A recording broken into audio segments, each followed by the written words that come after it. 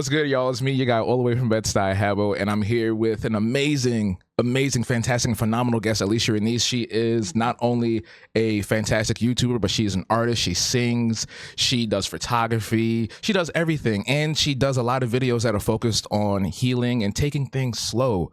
So, ALECIA, it's so good to finally have you on the podcast. It's been a long time coming. How you doing? I'm doing well. Thank you for having me. I'm excited to be here too. I'm nervous as well, so we can be nervous together. But it's really just excitement. I'm really excited to be here and to talk about creative things and to hang out with you because yes, it has been a long time coming. Yeah, for real, for real. So let's go into a bit of your history as an artist. Like, when was the first time you picked up a creative tool and got into, your creative bag? Yeah, that's a good question. Where did I pick? Honestly, my family.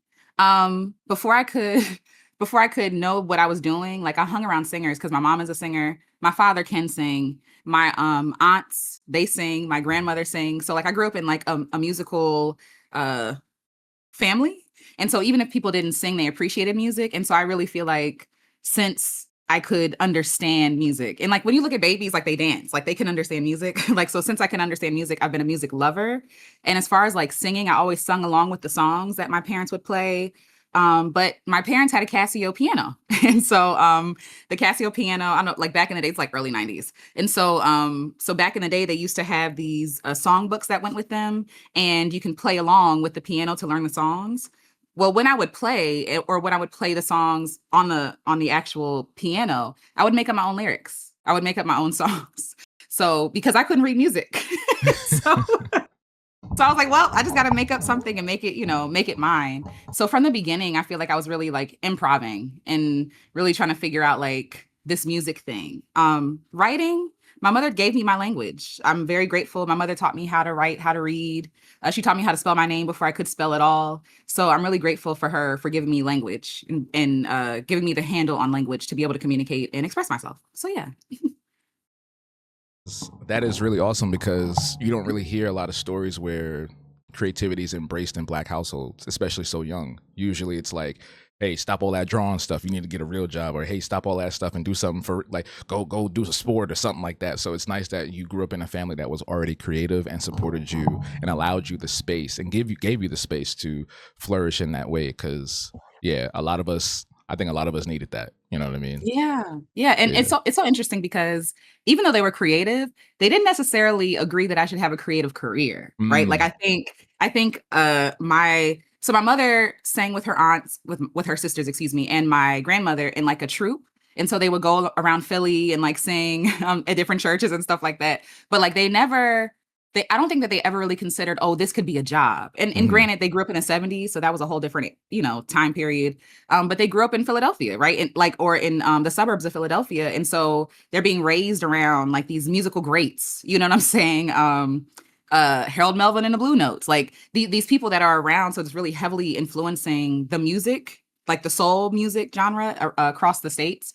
But my aunt got really close to being signed, but she didn't get signed at the end. And so I really think that because that happened, it kind of put a bad taste in their mouth towards the musical career because they realized, oh, very quickly, you can be screwed over. And so I think, and they're trying to protect me and also trying to, I guess, prevent me from experiencing disappointment. I really feel like they were trying to like get your head out the clouds. Like you can sing and you are talented enough to sing, but this cannot be a career. You got to figure out how to put food on the table, So I really feel like it was like, yeah, we are musical, we are artists. And also this is America and you're Black and you're a Black woman and you have to go to work. Like you have to get a job because somebody's waiting to take advantage of you, So I feel like there was both of that. I can see that too, because even now, to this day, we see people exploiting Black bodies, Black soul, Black intellectual property all over the space, whether it's with singing, whether it's visual arts, whether it's video games. Constantly, we're under this harmful dome. You know what I mean? Even with our own people, like you just put out a video yesterday that I listened to a little bit, and you were digging into Timbaland, and Timbaland is one of the greatest legendary producers of our time. There's not one song you can listen to from that era that he wasn't on. You know what I mean? So the fact that like he became a puppet for Suno and literally just preaching as if he made it himself on the back of like other artists too is insane to me. It's absolutely It is insane. it's insane, and it's disappointing and disrespectful, honestly. Like, I think about Missy and Tim and how they were together in the early 90s, and I think about all the collaborations they did. And at some point, you really have to sit and wonder, like, at what point did he think that his own genius, his own creativity was not enough, right? Like, at what point did he feel like, oh, I've used up all my creativity, or I'm going to say this. I really feel like in order to start working in a technology that is going to replace you, you have to be desperate. Like, otherwise it just doesn't make sense to me, unless you were always this person and maybe you were just waiting for your chance to like take advantage of folks.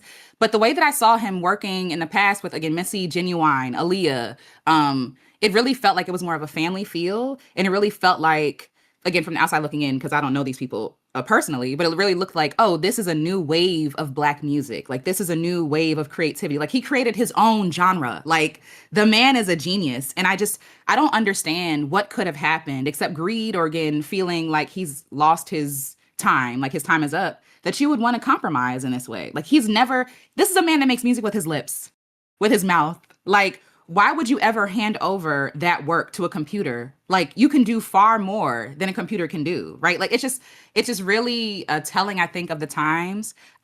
People are greedy. People want to be gatekeepers. And I really feel like they want people to bow down to them. So I really feel like for Tim, maybe he's going through a midlife crisis. I don't know. But it really feels like he's just like, yeah, how can I stay as relevant as possible for as long as possible? When whole time he already is relevant. He's already like cemented as one of the greats. It's like, it's never enough. Like, what is enough? So yeah. I think you hit something really quick. Desperation. I think there is an element of fear, and it's not just with him, it's with a lot of people I've seen, even my own contemporaries in the world that I'm in with exhibitions and things like that. I think it's this fear of obsolescence, right? So as soon as a new technology comes out and it's very easy and simple to do, Black people jump on it because we are constantly at the verge of being obsolete or just used up and dried up. And this goes back to the days of slavery, So I feel like I can kind of see where him and other folks like him come from, but at the same time, we got to find a way to move past that fear where we can say, hey man, it's still okay. Like, you are Timbaland. You know what I'm saying? You are the most iconic producer. You are this legendary person. You don't need to get into AI. You don't need to use this. Like, you literally could go on live and say, hey, y'all, I'm looking for the new artist right now. Submit your beats. And he did do that. But the only thing is, he used their music in the AI. And then when people called him out for it, he tried to lie, but they had receipts. I did a whole video about this. It was about like 2 or 3 artists came out and said, yo, you stole my music. You stole my vibe. You stole my aesthetic, Yeah, I really appreciate that video too that you did, because people are being harmed, right? Like, this is not just about like, oh, ethical. Like, is it right to create art that you didn't? It's not even about that. It's about him taking advantage of people who are also desperate, right? Who also have this fear of not mattering, of never achieving whatever feat they feel like they have to achieve in order to be relevant. And I really feel like the fact that Timbaland knows what that means, being that he's from, Virginia Beach, like, he knows what it's like to come from nothing to like have to create something. And for him to stand on a mountain of folks to feel big really shows me his heart. And it really, because at the end of the day, like, he's not starving. I don't think. Again, I'm not in his pockets, but he's not starving. And to your point, I wish I could be in his with pocket. Shoot. Okay. I want that money. Like, just easy. Like, just he's a one name man. Like, when you hear Timbaland, you think of him. You think of his beats. You think of like the movements that he's done, the collaborations he's done. And for me, it's like, I understand the fear, but you're not going to stop. You're not going to stop yourself from becoming obsolete by making other people obsolete. Like, that doesn't make any sense. Like, you're not going to win by making other people lose. Like, you're next. Like, you're next. So you're next. Yeah, Timbo. So let's roll it back a little bit, because I don't remember when, but there was one day I was scrolling on YouTube and the recommendations came in and your face popped up. I can't remember what video it was, but it was something that really hit me and resonated with me, because you do a lot of videos that are centered on slowing down and centering yourself, meditation, and taking things taking things day by day. And I want to know, like, were you always this awesome and gentle and introspective? When did that come about, and how did you turn that into a YouTube career? Well, first of all, thank you. That's very kind. Thank you for calling me gentle. I appreciate that. I actually being gentle with myself is new. I think that I was always sensitive. I was always I call myself a sticky person. So Hmm. like when I meet someone, like they stick with me. I can't watch movies that are violent because it sticks with me. Like I can't, like I cannot. I have to really be careful about what I engage with because it becomes a part of me, and it's really hard for me to get that off. And so growing up, no. Like growing up, I was not gentle with myself. Growing up, I was surviving. My father left really early in my life, and when he left, it left me, my mother, and my brother to basically fend for ourselves. So my father was also in the military, and it's just I'm laughing because it's so trashy. But he took us off of his benefits, Mm. and so when he left, like he just abandoned us. And so from the ground, I was like, from a young age, I was like, oh, I have to do for myself. Like I have to take care of myself because I don't want to be a burden to my mother, which is also that's problematic thinking. But I was also a child, and also being like, I want to help my mother. So when I was in high school, I was doing everything. I was overachieving, making 4.0s, playing sports. I had a job at 16. I had 3 jobs during the summer. So like, no, I was not. I was taking caffeine pills. It was bad. Like Oh it my was really God. bad. Yeah, like poverty is a monster. And the fear and like so I understand like outrunning. I feel like I was trying to outrun being consumed by the system. Like I was trying to outpace death, outpace poverty. Like I was trying to outpace what I thought was inevitable. And so I was overworking. And it wasn't until honestly the last few years where I basically broke down. Like I burned myself out. I think I was always sensitive, but I am recently discovering that my brain works differently than a lot of other people, and I thought that I was broken. And Hmm. really, I have to slow down to be well. Like I have to slow down to be in my body. So the practice of slowing down, while it is necessary, it's not always easy. And it goes against everything I was taught, right? Like no one's coming to save you. That's not a thing I made up. It's how I felt as a child. No one is coming to save you, Alicia, so you have to save yourself. You can't trust anybody because you can't put your, the well-being of yourself in somebody else's hands. You got to take it for yourself. Um, and so trying to keep up with that pace was really like destroying me.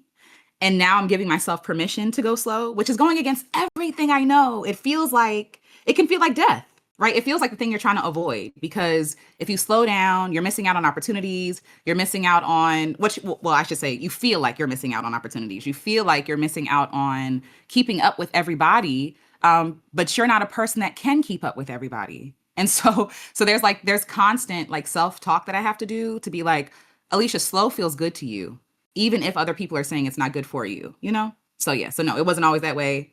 This is recent. This is recent. So yeah. Got you. Yeah, that I think that's something that does take some time, you know. Even with myself, and I'm very vocal about my journey too. Even now, you know, I have to constantly be like, whoa man, like stop doing so much. It's gonna be all right. You don't gotta rush to do this. You don't have to show up for every single person. And I'm learning that from you in your videos, right? It's like people will, and I don't think it's conscious all the time. I think that's just the way society is now. It's like people will like make you feel a way if you don't do a certain thing, or maybe there's like an automatic subconscious thing in your brain where it's just like, if I don't comment on this, if I don't go to this exhibition, if I don't text this thing in the morning, then this person's going to hate me and I'm a bad person. It's like that's not what it is. And we're constantly taught to be there for others, but we're never taught to be there for ourselves. So I try to be there for myself as much as I can, and I'm trying to find a balance. I know also that that's dangerous too, where we can slip into self isolation, and then we end up kind of gating ourselves off from that community that we had or the people that we were trying to reach out to. So it's it's a lot. It's a lot. So with the YouTube side of things, were you always posting videos like that, or was it something that you eventually led up to? Were you doing like music and your art first and then that came, or how did that go about? Yeah. So the reason why I started my YouTube channel was because I was in school for ASL, so American Sign Language, Deaf Studies. And so for projects and presentations, we're not writing papers, we're creating videos. So basically all of my from 20 from 2009 on, I was posting videos of me signing for my professors. And then when I graduated, I kind of was like, I want to be an artist. Like, I know that I studied ASL. I know I studied to be an interpreter. First of all, the loans were kicking my behind. The debt was ridiculous. And then I had to go back to school to get a certificate in interpreting to even become an interpreter. And I was really at a crossroads, like, girl, you're broke. You don't have no more resources right now. Like, what are we going to do? And so I really wanted to give myself an opportunity to actually give myself a chance to be who I've always wanted to be as a child, an artist. I've always wanted to be an artist. And I felt like I had hit those, I guess, the standards or like the expectations of people. I got my degree. I had a job, right? Like I had all these things and it still wasn't amounting to anything, right? And so I said, well, worst case scenario is I'll be here. Like I've already hit my rock bottom, so let's try it. So in the beginning, it was more about like encouraging people. I really didn't know what I was doing. I mean, I knew what I wanted to do. I wanted to encourage people. I wanted to help artists create art because I was working through my own blocks and my own fears and frustrations, and so were my friends. And so really, my YouTube channel started out for my friends and me just to hang out and talk. And we would have these little get-togethers. My friend and her husband would meet up because they're both dancers. They actually danced in one of my music videos for what is it called? Is This Love by my cover of Is This Love by Bob Marley. They danced for me. So like That's I had amazing. already been, right? Like, so my friends were dope and they were so creative and they were in these creative ruts and these blocks. And I really wanted to encourage them. So I just started talking online and I really did it was like a 14-day challenge where I showed up every day and nobody was there. Nobody was paying attention. Maybe my mom was there, my husband was there, a couple of my friends were there, but it was really just like me talking into the void. And that was nerve wracking, but I'm so grateful that it was small because that's all I could handle. That's all my nervous system could handle at the time. And so after that, I started to get more into my husband and I started traveling in our RV. So we had our own RV channel. And on my channel, I focused on art. So I was experimenting with things. I started up Black Girl Creative at some point. There was a project called Free Black Woman, and I really thought I was going to go into that. But what really kept calling back to me was creativity. And at some point I said, okay, we're going to encourage people to create, but also that means you have to do the work too. Like you don't just get to sit here and talk at people or to people and encourage them when you're dealing with the same fears, right? You're dealing with the same frustrations. So I realized I had to start talking from a place of experience as opposed from a place of hope, or of, I don't know, just guessing.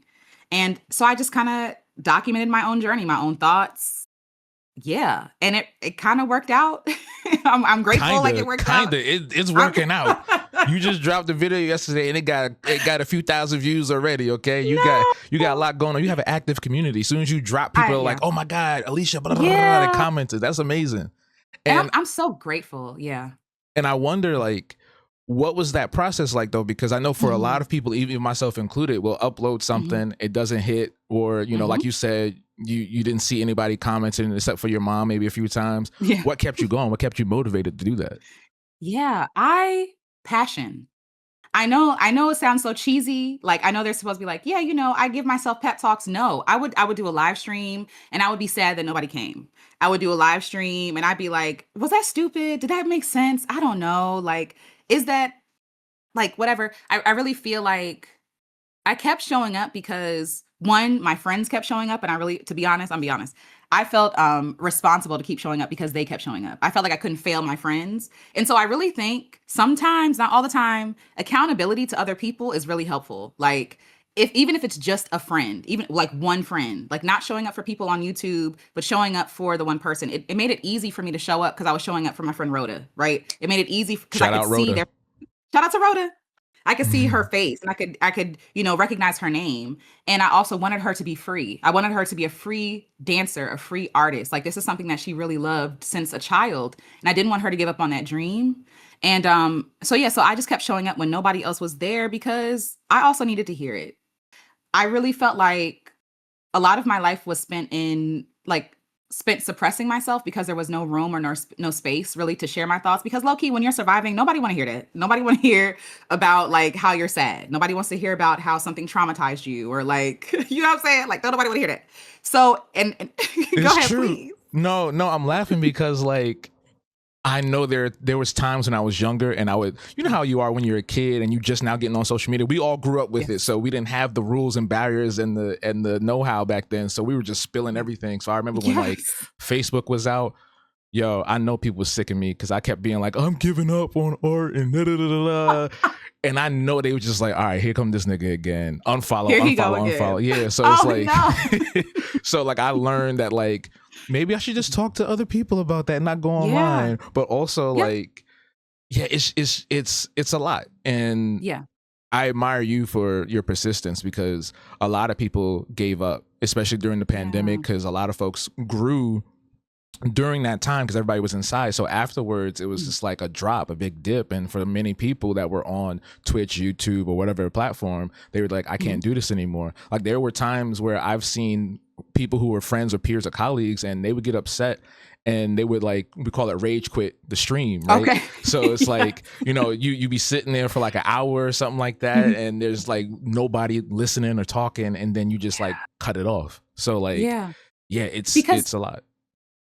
that response is, I also want to say that response is normal and natural, right? Like I think that we make fun of, like, and I get it because it's funny, but like we make fun of people who are honest and who are brave enough to express their frustration with creativity, because it's not all sunshine and lollipops. It's not. It's sometimes it is. I showed up, I created this thing and nobody came. Or, I created this thing and nobody bought it. Nobody signed up. Whatever. Like even you sharing, like, I give up. I don't hate, I don't love this anymore. I hate this. That's still honest and that's still beautiful and that needs to be expressed. I Hmm. really feel like a lot of folks stop their artist journey because they think it's harder than it should be because artists are not honest with them, like about the fact that there are seasons of silence. There are seasons of you not liking what you're creating, or where you feel like you're not really getting the response that you're looking for from an audience. Because at the end of the day, as an artist, it's also okay to want to be seen. It's also okay to want to be validated. It's also okay to want to be celebrated and like held in high regard. Like we all want that. When we create art, we're sharing our souls, right? Like we're sharing pieces of our soul, I should say. And for someone to be like, oh, that's ugly, or I don't care about that, or to not show up feels like a rejection of self. And so that response is normal. Like that response of, hey, I did this thing that maybe took me forever to do, or maybe took me bravery to even show up to try to create, like, and you say like, oh, I'm not coming. Yeah, that hurts my feelings. And I think that uh because we're taught that artistry is supposed to be silly, whatever, like we're not supposed to take it seriously. But as an artist, everything we do, we take, like, even the funny stuff, the fun stuff, like it's serious. It's for our well-being, it's for our betterment. And so yeah, so I think even for myself, there were times when I wanted to quit, where I thought, this is stupid, this is dumb, like no one is responding. And I also felt like I was, and I'm not saying that I'm deep, but I also felt like what I was saying was not landing to people, and that I was too deep for people. Because in my personal life, when I would talk about my ideas, they would give me that blank stare of like, girl, what is she talking about? Right. And so that would want to make me shut up. But then once I started sharing my thoughts online and people were resonating with it, I felt like, okay, one person commented, I'm not alone. Like I'm not crazy. Okay, cool. You feel frustrated too. And I also feel like there's beauty in commiserating. I know people are like, don't have a, okay, I'm all over the place, but this No, is you how good. I, You whatever. good. Okay. Thank you. I'm like, I'm so sorry. But for the video I released yesterday, it was called Your Imagination is More Powerful Than AI. Mm, And I shared my thoughts and I was very passionate about it. And when I'm passionate about things, I just go off. I just keep going same. until I'm ready, until I'm done. Right, right. And so for people who are taught to not be passionate, for people who are taught to be measured, right, in their responses, or people who are embarrassed by being emotional. I think for a lot of people, they can do a lot of shutting you down because they're trying to control you. But it's like, no, I find beauty in my passion, and other people find beauty in it too. So there's something to this. And maybe you're just not the people or the person that I'm supposed to be sharing this part with, right? Or maybe you're supposed to be coming with me along the journey so that you can journey on your own way. But that doesn't mean anything about my journey, right? Like that doesn't mean anything is wrong with me. But this person basically commented, and I expected a comment like this. Well, what are you gonna do when you opt out of capitalism and you're homeless? And I'm just like, this is the fear that I'm fighting to be free from. Like this is the fear that I've been running from my entire life. And so to have someone share that with me, like that hasn't been a thought of mine. Like the audacity The audacity of folks to look at artists and to be like, well, what are you gonna do if this doesn't work out? You don't think that haunts me every day? You don't think that I'm thinking about that actively as I'm creating? Like, and even still, I'm choosing to go because while I will say this journey has been fun, it also has been really hard. And it also has been unpredictable. Like it's been successful in ways, like people ask me, like, how do you become successful? I honestly don't know. You have to follow your journey. Like, because one, success means different things to different people. But I also feel like we're looking for a formula. And for me, there was no formula. I don't know what I was doing. Like I literally just showed up with my feelings. And I'm like, hey guys, you want to talk about jealousy and envy? Because I'm working through that myself. Like, hey, I actually hate creating and people don't show up. Hey, the way that we treat each other is not normal. Like the way that we're mean to each other, like these are just my feelings. And I realize as an artist, my feelings also show up in my art. So why not just marry the things that I care about, the things that I'm most passionate about? Feelings, nature, music, writing, photography. Like let's give ourselves a chance to be all of ourselves and not have to segment and niche. Like let's just show up with our whole soul and see what happens. And I'm so glad that I did that because again, I would not have met you. I would not have met amazing people. Like there have been opportunities afforded to me just because I took the step and I tried. And I even if I didn't believe in myself, I still was like, okay, I'm gonna put this out there to learn how to believe in myself, right? Like we're looking for the I don't know, the bravery before we do the thing. Even when I posted the video yesterday, I was scared. Like I was scared to post it because I was like, is this too much? Is this too fiery? Like, is this too, because I'm a very fiery person when I need to be. And so I was like, is And this we gonna need turn people people like off? that. We need people like you. Appreciate And I don't that. think there is a formula. Going back to what you said, I think it's Mhm. really determinant on that particular person and luck. Whatever's happening, Yes. that right moment, the right time, Mhm. And I believe Mhm. what you do is offer people those deep and introspective thoughts and opinions and Mhm. and everything that you think about and want to see. I believe you offer that in a way that's easily digestible to people. And I don't mean that in a disrespectful way, but I feel like, No. sometimes people get on the internet and they try to be all super serious and try to come off like they're the scholar from Mount Yes. Olympus and they're pontificating on the dichotomy of good and evil. And it's like, no, just speak Yeah. regular. That's why Deontay Cal is so popular, because he speaks regular. Mhm. He speaks to the people that he comes from. So he Exactly. grew and he's massive right now. I was walking down the street over here in Mhm. Brooklyn. I was walking Mhm. over, I forgot where I was at. I was somewhere near Williamsburg, and I saw a flyer for him speaking at a location here. And I was like, what? You know what I'm So saying? cool. So Yes. like Yeah. I get why people want to have that rigidity, but also it's good to be vulnerable, just be yourself. You don't have to put on a Yeah. character. I mean, for some people that works, right? Mhm. But Mhm. I Mhm. think 9 times out of 10 now with AI going on, people want authenticity. People want Yes. something real. They want the rawness of your emotions. Even if you are Yeah. rambling or going on a tangent, so what? I just saw a Yes. post yesterday on Threads. There's a woman named Giselle Monet, and she's a YouTuber, and she says that she doesn't like the fact that people cut up their videos where it's just like every word is going like this, and because it takes away from that natural authenticity of the conversation or whatever you're trying to speak. And I get that. We're tired of the hyper put together, can't think of a better term, hyper put together robotic shit that we've been seeing for the last few years. And I'm sick and tired of those people with the, hey guys, come with me, to like, let's cut it out. So that's why I feel like people like you, people like Deontay Kyle are so popular, because you're doing the antithesis of that and you're giving us that real raw emotion.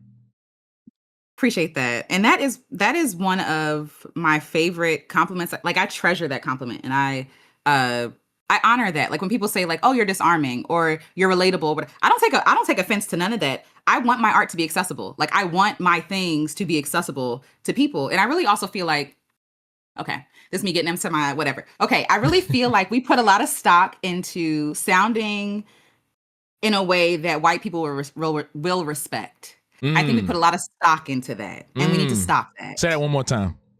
We put a lot of stock. I'm gonna try it. We put a lot of stock into how we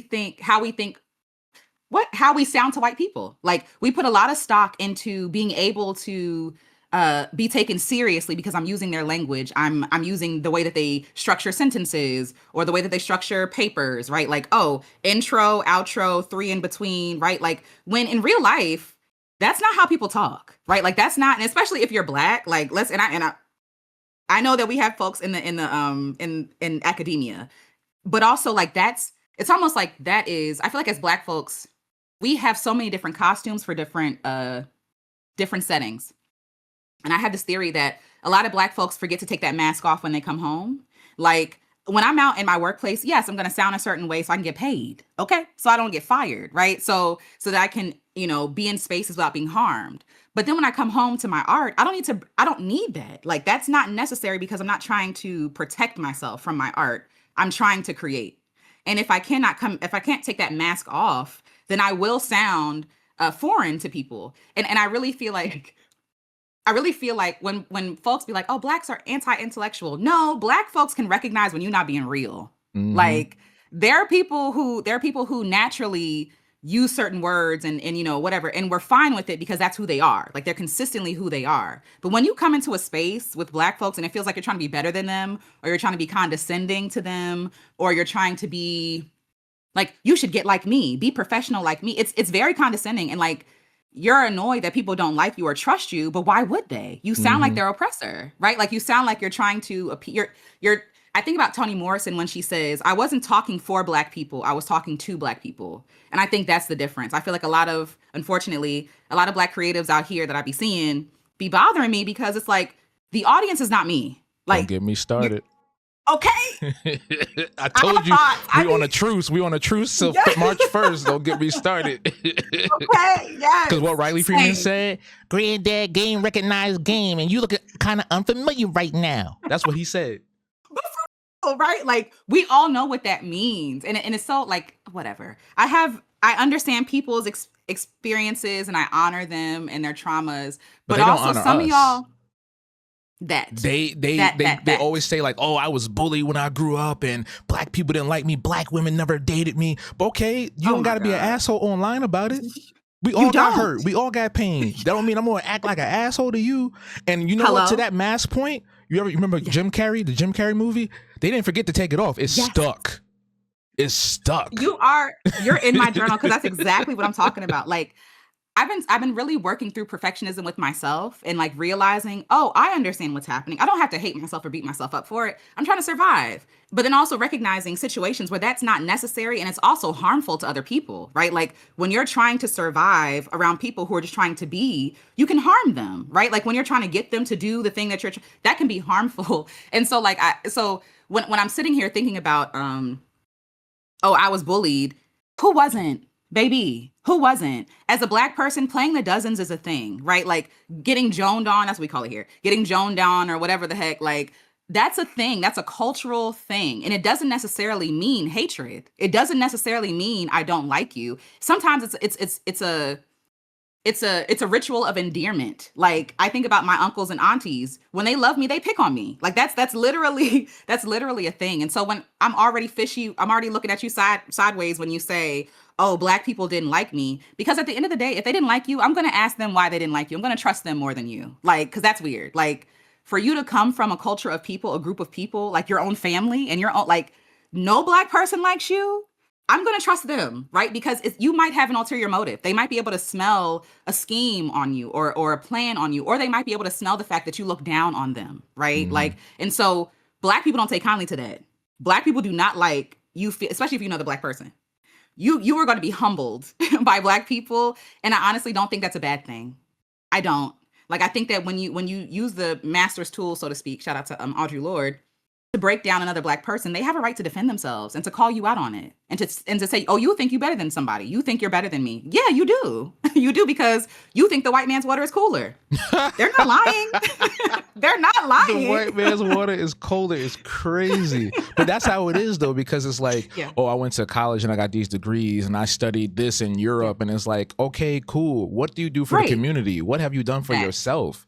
You know what I'm saying? You're policing language. You're telling people how to dress. I saw somebody the other day talking about, oh, in order to be successful in the art world, you can't be wearing hoodies. I know exactly what she meant by that. I know exactly who she was talking to about that. Cause like I've seen all kinds of white people walk in galleries looking like they just came off the street in the tent. Talking about, Yes. hi, I just sold something for $1.5 million. Who cares what you dress like? You At be all. presentable, sure, but you don't have to be in a suit and tie. You can just show up how you want because you are displaying your work. Your work is speaking for Yes. itself. You get what I'm Yes. saying? And it's like also with the policing, like this, I can't believe in 2026 we're still having this conversation about like language and ebonics, AAV, whatever you want to Ugh. call it. Because it's like, I was watching okay, so don't judge me, but I am No, subscribed no to Don judgment. Lemon because when Don Lemon Okay. left CNN, I was like, oh, let me check out and see how he is on YouTube. And it was pretty cool for a while. Like he seemed, he was about that life, but he's still under that guise of the white gaze, GAZE, where he's trying to appease a certain demographic because he'll say certain things like, oh, this person spelled this wrong. Da, da, da, da. It's like, Don, come on. You from the Big Easy. Why are you acting like that? Ooh, Why are you that's such a acting good like point. that? You grew up. Yeah. You grew up with a black mama. And I know damn well she wasn't talking all hello there. Like, you know how y'all was talking down there. So Yes. it's hurtful to see things like that because you have such a big platform, especially with people with big platforms. You have such a large Yes. platform with people from all over the world seeing you correct another black person, make fun of another black person. And now it's like, damn, bro, we got all our family business out in the street. You do that in private if you feel that Yeah. way. If you feel like someone is acting up or they're not doing the thing that you expect them to do that in a DM, call them up. But you don't blast them out on things like that. And I also had the whole thing with Nicki Minaj, like what he said, I don't think anybody touched on it because it just went over people's heads, but it was kind of xenophobic in a way too, because he was like, after she made her whole statement about her allegiance to the Big Orange, Yeah. like understandably girl. we're all upset about that. But then he's Yes. like, oh, deport her. And I'm like, why are you saying that, bro? You just talked Yeah. about the immigrants getting harmed, and now you talking about deport this black woman. Yeah. You Yeah. know? So it's just they playing too many sides, and it's frustrating to see that. Yeah, it is. It is. And to your point, even about like language and things, one thing that bothers me is when people correct people when they spelled something wrong. First of all, English is one of the hardest language to learn. And also remember, historically, they kept this language away from us. So when you're holding someone when you're holding someone to account, I should say, for not being able to spell a word, when I see people misspell a word, if I can understand what they're saying, I don't feel a need to correct them. Like, communication is, do you have the message? Okay, cool, period. It doesn't matter. Like, even studying language, right? In college, there are different registers with which we speak, right? So like if I'm in a classroom, I'm probably going to use the academic speech that I'm learning in the class, right? If I'm in in a lecture hall or something. If I'm at home, I'm not talking like that, right? And so like at home to me is if I'm casually commenting on Instagram, I'm at home, honey. I'm not writing a paper. I'm not writing a dissertation, right? Like this is social media. And when people use that as an insult, it's always petty to me because girl, I misspell stuff all the time. And like, I'm not about to be like, I use the wrong there because I'm thinking quicker than I can write, right? Or I'm using, I don't know, or I'm using ebonics. And none of that structure makes any sense to people who are studying English because it's not meant to make sense to them because it's not their language. And so like, so to your point, I do feel like when folks get to a certain place, even Don Lemon, when folks get to a certain place, I really do feel like they feel like because I have made it, then I have the right to police other Black people on how they present their Blackness and how they communicate, how they talk, how they speak, how they write. Because at the end of the day, it's just privilege, right? Like, Don, you're just privileged. Like you went to school, you were able to get it to like, oh, okay. Oh, all right. You're a very privileged man. And so like, yeah, people don't have access to a person who is copywriting your things. People don't have access because you're not writing that, Don. Like someone is looking at, you have a whole team who, just in case you make a mistake, cover your mistakes. Who's all white, Everybody by the don't have way. that. Oh, all right. So for me, I would just mind your business and be quiet. Now, as far as Nicki Minaj goes, yeah, like you can't be talking out of both sides of your mouth, right? Like you can't on one hand say, oh, I'm risking life and limb and my reputation and my career to go fight against, or not even to fight against, I shouldn't say that, to go report on people fighting against this regime, but then also using language to support the regime, right? And so even though I understand the frustration of Okay, Nikki, you be the first one then. Since you're saying that, you know, you want to support, like, I understand that teasing, but that has ramifications beyond just Nicki Minaj, right? Like, we understand that it's not just Nicki Minaj. And Nicki Minaj is probably gonna be fine. Even if she's probably gonna be fine. Like, that's not the that's not the people that we're worried about. It's the people that don't have supports, that don't have money, that don't have access, that don't have a community, right? People who are living like literally in fear, walking places day by day, trying just to survive. Like, anyway, but yes, I just feel like, no offense, I feel like Nicki Minaj has been a hateful person for a long time, for whatever reason. And it's been harmful. And this is just like a microscope on what she's been doing, honestly, for years. So yeah, this is consistent to me. Like when I saw Nicki, so for me, it's like this outrage. It's like, I mean, yeah, look who she married. No offense. Like, yeah, like look how she treats women that she's collaborated with. Yeah, like why are we confused about like her politic? Like same with but yeah, anyway, I can go on and on. But like same with these other artists who we find out have done heinous things like the Diddy's and I believe victims. So Tyler Perry's like these people are consistent with who they have shown themselves to be. You know what I mean? So now because they're not supporting, now they're not supporting what you think they should support. Now you're throwing them to the wolves, so to speak, which, okay, fine. But like, what about before? Like, what were you thinking about this person before when they were doing all this other shady stuff? That's my question. Like, yeah. So anyway, I don't know if that answers your question. No, you moving parts and a lot of moving thoughts, but I just, No, you're good. I feel really disappointed with humanity right now. Humanity is terrible as a whole. Yeah. Like we are not doing well. If somebody came to this planet and they wanted to do an examination over us, we would get a big fat F. We get a big fat F over the whole entire planet, bro. Because it's fair. I can understand being angry at other people. I can understand feeling like things have been taken from you and all these. There's so many different things going on within our community, within other communities across the world. But it's just like, yo, Ukraine, countries in Africa. It's so many different people just warring over nonsense. My land, your land. This is my thing. And it's like, when things are stolen, obviously we should be able to take them back. When things are exploited from us, we should be able to, receive reparations and remunerations for those things.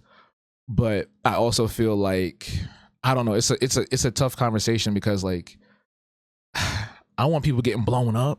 You know what I'm saying? I don't want to see, children being harmed. I don't want to see missiles striking schools, hospitals. I don't want to see people running into places and holding them hostage. Like I don't want like this is too much. You know what I'm saying? It's heavy, Yeah. And social media has made it so that we're in a constant cycle. Before, you remember back in the day, TV used to go off at a certain hour. Yes. You know what I'm saying? You have to log on to the internet. Now we are constantly connected. So we're seeing these things back to back to back. And I think that's fucking people's brains up.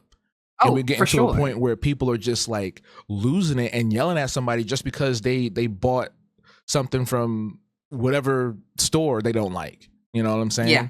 Like there was a lady literally on Threads. That's my favorite platform. So you might hear me reference that a lot. But cool. there was a white lady on Threads that was like, hey, I have to go to Target because I need to pick up medication. I can't get it anywhere else. Would it be okay if I did that? She was asking for permission. Wow. Asking for permission. That's insane. To go get medication. You wasn't going there to get some bad body work, bubbles or whatever. You was getting life-saving medication. Go to Target. Yeah. And luckily, everybody in the comment section was like, girl, stop playing. Go ahead. But it's just like the fact that people think like that now on social media. I used to go on social media to play NASCAR video games on Cartoon Network, and now people are asking permission to go to the pharmacy. Yeah, it's the okay. How can I say this? I have a lot of thoughts about this boycotting. If we are not going to do the work of supporting the people who rely on and who depend on going to these stores, we cannot boycott these stores. If there is no alternative, right? If there is no community work, community network, like I really feel like a lot of us have not done the reading, and I don't mean that in an ableist or in an academic way. I really mean like looking over history. You can watch a documentary. Like we're trying to. It's almost like we're trying to recreate the bits and pieces that feel rebellious and like trendy and like, oh, look at me. It's almost like boycotting has also become a sport. Like it's also become a place of like competition and like and it's like, oh, I'm more pious than you are. I am more I but again, if these people don't have what they need, you're not that pious, right? Like if you're trying to become the next Malcolm X, again, just choosing a name or whatever. Or no. Let me actually, because I love to use MLK's quotes and stuff like that to make us docile blacks. That's a whole other conversation. But like, you all understand that the bus boycott took a lot of people sacrificing their time, their vehicles, their gas. Like they had route systems, they had tables, they had people calling and asking for a ride. That was a whole operation. And it took more, like it took longer than what, a day, a weekend. I'm looking at it's like I'm stuck between, okay, we need to do something radical, but this is not radical. Like you not shopping at Target, and I get it. Like, yeah, break down Target, like let them lose money, but that's not radical. That's not stopping the system that allows Targets to exist, right? Like that's not targeting, because where are you gonna go next? Walmart, where they don't even pay people well, and they use the government to supplement the income that they're paying their employees. Like there's so many. The problem is capitalism, and until we are willing to really interrogate that, then there's just going to be another head, right? It's just like we're cutting off the head, but it's just another head that's going to pop up. And it really is telling, because it really is, it's leaning more towards this like celebrity culture. Again, like even with protest, where protest back in the day could cost you your life, right? Where people now are like, oh yeah, I don't go to Target, I don't buy Starbucks. And again, I'm not saying that you should buy those stuff or shop there, right? If you have a choice, don't. But what I'm saying is there are a lot of people who do rely. Big box stores exist in places where there are deserts, where there are food deserts. And so like, if we're not going to take care of the people and feed them and clothe them and give them their medication, like these other operations did, like the Black Panther Party, then what are we talking about? Like you're taking what you see on the outside, wearing the beret, wearing the black, clothes and the gun or whatever, but you're not actually doing the work of feeding the community. You're not actually doing the work of caring for the least of us, the poor, the elder, the widow, like the child. You're not doing any of that. The women, like you all are just trying to be popular and famous. We need people to stand up with that message more often, because you get it. Yeah. Like when I be listening to your videos, I'm like, oh my God, she gets it. Because to reiterate what you said, people don't do the reading, they don't do the work. I say that only because there's so many folks that get online and they pontificate, they posture on this high horse of like, oh, I didn't go get something from Amazon today, or I didn't go to Target today. And like, right, you shouldn't give all these corporations money. I'm with that all 100%. But at the same time, what else are you doing besides that? Because a lot of people will say that and they'll get right back into bed and be watching Disney Plus and just chilling and eating food. Right. You get what I'm saying? And then you have the influencers that will bark at you too. And I'm not going to say no names, but there are a few influencers that like I'll watch and follow, and they'll be barking at people without giving them solutions, right? They'll call people stupid, or they'll make fun of them, or they'll yell at them in their chat and things like that. But it's like, you can't call yourself a radical or a revolutionary if you're doing that. That's not what Malcolm X and Kwame Ture and the rest of them was doing. Sure, they were stern with the community and their followings, but they weren't bringing them down. You don't bust down your people to lift them up like that. And, you have the Black Panther Party, you have the All African People's Revolutionary Party, you have all these other groups that were coming up and still exist to this day. And I'm affiliated with some of these. Actually just went to a Black Men Build webinar last night. We were talking about we were defining Pan-Africanism. And kind of going through the different variations of it, of the utopian vision versus scientific, where utopian seems to be geared towards, and it's not the typical definition of what you think of utopia. So this would be aligned with like capitalism and individualism. So think of Dr. Umar and Khalees. Even though they are for the movement, they're not enacting the principles of what the movement is, versus people who follow the scientific method, where it was more about the communal base, leaning towards socialism and communism. So you think of Marcus Garvey, you think of Lumumba. So that's where we need to be headed. But a lot of people don't understand that. And there's not a lot of direction towards it, because everybody's just on social media yelling at each other, saying how better of a revolutionary they are. And it's like, the revolutionaries aren't on social media. Okay. They're in the streets. Because I was about to say the same thing. They're not talking on Instagram. They're doing the work. Yeah, there was a woman, and let me look up her name because I want to get her name correct. Uh, Shirley Rains. Yes, Shirley Rains. Okay, so Shirley Rains was an activist, and she would go out into the community and feed hungry and unhoused folks, right? And she would show stream it from her car or whatever, from her vehicle in California, like on Skid Row and other places like this. And she passed away recently, and it broke my heart Oh, because she was someone in the community that the community would reject because she has all the makings of what you wouldn't think a revolutionary, or like people have a classist view of what Black revolutionaries should look like.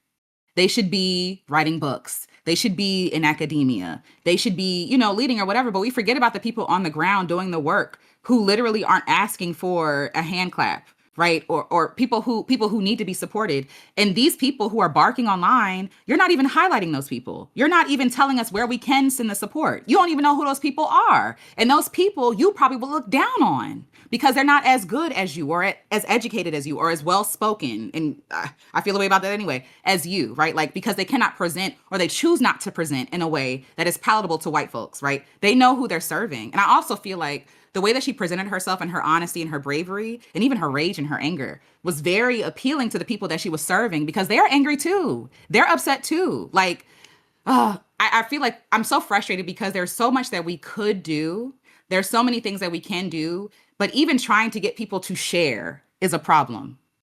People gatekeep places they go to. hmm, People gatekeep, hmm, like, what in the world? hmm. Y'all want to be revolutionaries, but you don't want to tell me where you, like, that doesn't even make any sense. Like, you want you want the accolades, you want the praise, you want to be venerated after you die, you want to be whatever, remembered, but like that counts, that's built on how you were in your Let me life. tell you like Like, this here, what nigga. were You you not doing? James Baldwin, okay? Like, stop. Like, that ego gotta go. The ego death is what It has to ego go. death is going to be the solution to all of this. Once we let go of the ego, we can finally be free of all this nonsense. Because, Yeah. like, I even had an interaction with a brother. Unfortunately, was negative online a few Mhm. weeks ago, and I'm about to get into his ass on March 1st. But Period. he put out a statement saying, oh, Marvel DC, you're not putting out black stories, da da da da da. And I replied with saying, we don't need them. We don't need Marvel and DC. There's so many people. I listed some names, of people who are actively doing things without necessarily having to be the most popular, or the ones that are Mhm. trying to, pontificate and be all, posturing and whatnot. And he Mhm. replied back with this like weird insecure response, as if I was disrespecting him. And I was like, I'm not getting, first of all, I don't argue online, but he kept Yeah. coming back, and he tried to correct me on something that I misspelled, or maybe I said the wrong name for a particular project. I'm like, it don't matter. You're focused on trying to correct me than actually Yes. talking about what we should be discussing, which is the abundance of black comics, animation, and other art out there Yes. that exists for us to consume, that need our support, that need our love, that need our attention. Yes. Yes. And on the flip side of that too, there was another brother I saw who's a very popular comic artist, who said that he wasn't going to do, what did he say specifically? He's not making ICE fan art. And what he meant by that was, there are many people, artists, including myself, that were making art that was Hmm. anti-ICE. So it Hmm. was just like, like propaganda, like things that Yeah. motivate people to be like, hey, fuck Love it. ICE. And he says he's Yes. not doing that because he did it in his comic book that you have to buy. It's like, what? What does that have to do with anything? And why you Capitalism will and why not are you save us. dismissing it? Yeah, and why are you dismissing it as fan art? Have you not seen the Yeah. movements in our Wow. history where art was the main focal point that motivated and educated people? And you don't want to make, you the most popular black comic book artist right now, you don't want to make something just for the Wow. sake of it? Like, come Yeah. on. Like, stop. I need people to stop lying and just say that you want the money. Like, just say that you don't want to do anything, because then we can mark you as like not safe, right? Like, when you say, mm, when you say that you are for the people, and I mean black people, when you say that, and then you say, oh, I'm not going to show or share any art that could resonate and add to this conversation that we're having against ICE, because it's gonna impact my money. Just say that. It's going to it's gonna it's gonna set me up to be criticize or villainize or cut off, or I might lose supporters. I might lose, like, be honest about that. But don't lie and say, I mean, I'm not gonna say he's lying, but I'm gonna say, don't lie and be like, oh, well, I'm not gonna post it because you have to buy it. No, you're being a coward. Like, you're being a coward, or you're being money hungry, which either way is gross, right? Like, Yeah. because people are literally dying. People are literally losing their lives. And you're like, you're in a position. That's why I don't understand, like, going back to the Timberland thing, or like even the Jay-Z thing, or these people in power who, you have made it. You have support. You have made it. And you're afraid of losing what you have, when really all you had to do was join in and you would have never been And forgotten let's or be not real. supported. Let's be real. Them people still support Cosby and R. Kelly. So if you say something about Yikes. ICE, you be That's fine. true. Yikes. Y'all still is over so here talking about, true. oh, I can't wait to send him some money to jail, or I want to see him perform. Let me call him up so he can sing for me. Like, you doing that. Like, if they doing that, then you, Jay-Z and everybody else, you would be fine. Your money gonna be fine. Cancel culture only Yep. exists when your fans cancel you. It don't matter if everybody else mad at you. Like, you could be mad at That's a good somebody point. and not be supportive of them, but if their supporters stop, that's when the problem starts. Look at Kevin Spacey. Like, when the last time Oh, you seen him in yes. a project? That's so real. So, as it should be. Nobody that was should, crazy. Sheesh. Yeah, and I was the first person bragging about House of Cards. That was my favorite show when that first came out. But now I can't watch it no more. But I know they ruin it. They ruin the art. It's like, I can never, even with the R. Kelly. Okay, I'm gonna be Go ahead, honest. go I ahead, was go never ahead. a big R. Kelly fan. Mhm. I was not a big R. So it wasn't hard for me to walk away from the music. But also, like, the man wants to harm your daughters. The man wants to harm your children, and you can't not listen to a 3 minute and 50-second song that bad. Like, we're not serious. Like, and that's a phrase I've been saying lately, is like, we're not serious. Like, y'all not serious. Like, We're not. this play revolution stuff, y'all not serious. Like, y'all don't really want the freedom. I'm realizing people want their turn to be a slave owner. That's what they want. They want their chance to be powerful. It's true. It sounds awful, but it's so Yo. true. It's Am like, I you up just next, want to boss? Hey, boss. Can I now whip some people now? Oh my, but honestly, because when you are making white villainous men your peak of success, of course you're going to look like him. Of course you're going to do the things like him, right? Of course you're going to value what he values. Of course you're going to, do the thing that is technically okay, but you know that in your heart that it's wrong. Like, you're going to compromise yourself because you're trying to be, or become, I should say, become this white man that you envy. And I just need Black folks to stop envying white people. Stop it. They Word. steal Like, from did y'all. y'all not see Get Out? They want to be us. Hello? They want wanna our be skin, us. literally. They want our skin. Literally. They're literally online using your, I literally wrote down, I don't know if it was a poem or whatever, but I was like, I hate seeing my grandmother's tongue in the mouths of the people who hated her. I hate hearing Ebonics and AAV or whatever from, like, white creators who hate Black people. And first of all, whatever. It's offensive. It's grating to the ear because it's not coming from a Black person. It's not coming from a Black person. They're not using it correctly. Not that I want them to use it correctly, because I don't care enough to, like, you shouldn't be using it at all. But I also feel like Get Out, when we see that movie and we say, oh my God, that's crazy. Like, what? They took the brains out, and oh my God, they put their brains in and just use a stem and blah, blah, blah. That's what they're doing when they're doing that. Like, that's the same thing. They're cutting out the tongue in your mouth and putting it in theirs. It's the same thing. Like, they're cutting off your hair. Go to Japan. They're cutting off your hair and putting it on theirs. Like, they're breaking Black people down to parts. And unfortunately, a lot of people are flattered by that. And again, I said this in the video yesterday. I don't understand that. That is not flattery. They hate you. That is theft. That is selling you for parts. That is unlike that. That is just like what they did before. But here's It's how not they do it. different.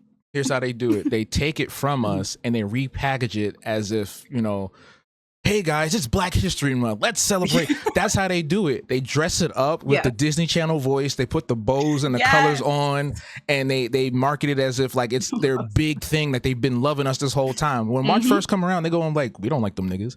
That's how they do it. They keep tricking us into doing this over and over and over again. Oh, we finally got a chance at the table. We finally got a seat at the table. We finally got this thing. We finally got that thing. Going back to that nigga that's talking about the comics, it's like, oh, we need Miles Morales. It's like, yo, we got all these other people. You don't gotta wait for Miles Morales Part 2 or 3, whatever. Like, those movies are great, But like, Yeah. they giving us crumbs, Alicia. Yes. They've been giving us Yes. crumbs, scraps for years, and we keep eating it up in every single facet of the art world, the entertainment industry, and it's driving me crazy. But then when I say something, I speak up about it, I get attacked for that, because it's like, who are you to say something? Why are you saying that? Da, da, da, da. It's like, why am I not saying it? You over here fiending. Somebody made a thing talking about it's been 1,000 something days since DC had a major black character in a comic book. It's like, who cares? Who cares? Who cares? There's Nana the Were Spider from Greg Anderson Elise. There's Bitterroot from Chuck Brown. There's if you're going into animation, there's Iyanu that just came out. I talk about that all the time, by Roya Coupe, and it's a Nigerian based show. There's no white people in the show. It's all African. The whole world they live in is called Yoruba land. You feel me? There's a new game that just came out that I've been also playing called Relooted, that unfortunately has had some negativity because people are racist and they can't stand the fact that black people just exist. But it's a game where you play as a heist crew taking back stolen artifacts from Africa. And it's not just like on some BS like, oh, take this random. It's history. So you're stealing real artifacts back. They give you the lore, they give you the history, they give you all of that in this package of a video game. That's dope. On top of the fact that it's a puzzle as well. So you're doing the parkour, you're running through, but you got to figure out how to exit and escape during a certain amount of time. And it's such an amazing game because we talk about this all the time. We need to take our stuff back. We need this, we need that. Here's the game. How many people are playing it right now? How many people bought it? How many of us are streaming it? I think I'm the only person of maybe a very small handful of people that have been streaming it on Twitch. So it's just like, I don't know. I think going back to what you were saying is like, people are just so focused on the white approval, you know what I'm saying? And then it's like, when people think like that or they say things like that, I need to see who your partner is, because you going to be over here talking about, oh, we don't care about this, and your wife at home talking about, your husband at home talking about, what about ham hocks? What about ham hocks the situation? You can't bring them to the cookout. That part. What about ham hocks? Like, no. Because even, first of all, thank you for sharing this, because I didn't even know this existed. That is dope. But it also, there's a lot of things. Number one, I love how we are integrating Black liberation and revolution into video games. I love that it's accessible that way, right? And it's educational in that way. I think that is beautiful. And of course, white people going white. But like, I also think that when we're talking about begging why are you begging white people to tell your stories for you? Why are you doing that? Exactly. What? Tell your own stories. Or again, to your point, support the ones that are already telling the stories. They are out there. They are underfunded and undersupported. And what you're really saying to me, what I get from that is that you don't feel like you are somebody until white people say that you are somebody. You don't feel like, oh, we're good enough until like, oh yeah, they found us good enough to make some money from us. Are y'all okay? They're just making money from you. It's not about, like, shout out to even I'm thinking about Ryan Coogler. Oh my gosh, Black Panther, like that whole series. I thought that was beautiful, and it was first of all, it was beautiful. It was the storytelling, the Afrofuturism, it was just wonderful, right? What would a country in Africa look like if it was never colonized? Like, what would that look like? I thought that was beautiful. And also, what I wasn't lost on was that this is still Marvel, right? Like, this is still there, even though we're showing out in mass and like, yeah, one for us. We don't like, necessarily benefit from this. Yes. I don't want no here nigga damn benefits, bro. Like, come on. And then they killed him in the when I remember sitting in that theater. Was it Endgame when everybody was like, was it Endgame God. Or yeah, I think it was. What was the one before that? No, Infinity War. Infinity War. Thank you. And he was disintegrating. I said, I know you're lying. Yeah. I know we did not wait this long to get a Black character lead, and now he's just like disintegrated. But like, again, you know, all jokes. But at the same time, it's still like, I'm not looking to Marvel or DC or any business, especially businesses that have unethical practices, to tell my stories for me. Like, the storytellers are out there, the griots are out there, the singers are out there, the writers are out there, the illustrators are out there. Y'all don't want to support right them here looking at each other. We right here, y'all. We right here. We right here. Like, but the thing is, what I've also realized about this journey is that people don't legitimize you until you have a big following. And I don't know what that is. And that's so stupid to me, because I'm planning a video, because I don't know how your process is, but sometimes it takes me a while to get something out, because I have to, like, I put too much pressure on myself where I'm just like, I stumble on one word, I got to re-record. Then I start sweating and I'm just like, oh my God. And I'm tired by the time it's all done. I'm just like, oh, I can only put out one thing right now, you know, because I plan to do like 4 videos this month. I only did 1. Yeah. But that's all right. There's just, it is. But there was this one video that just came into my mind yesterday. I recorded like an audio thing for it. And I was saying like, we put too much into the numerical value of a person on social media, because I know so many people in the real world, person to person, that are wildly successful and they don't do jack shit online. You know, that social media follower number or the metrics, the likes and the algorithm, that does have some semblance of importance, because I wouldn't have met you without it.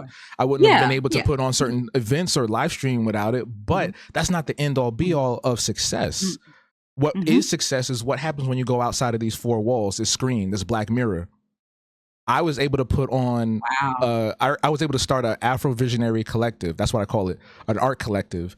And I didn't know any of the people that showed up, but these people came from all over to come to my events where we just go into museums and hanging out with each other. I got one tomorrow. And it's like, that's so cool. That's the real mark of community. That's the real mark of success. How many people can show up for you in a physical space?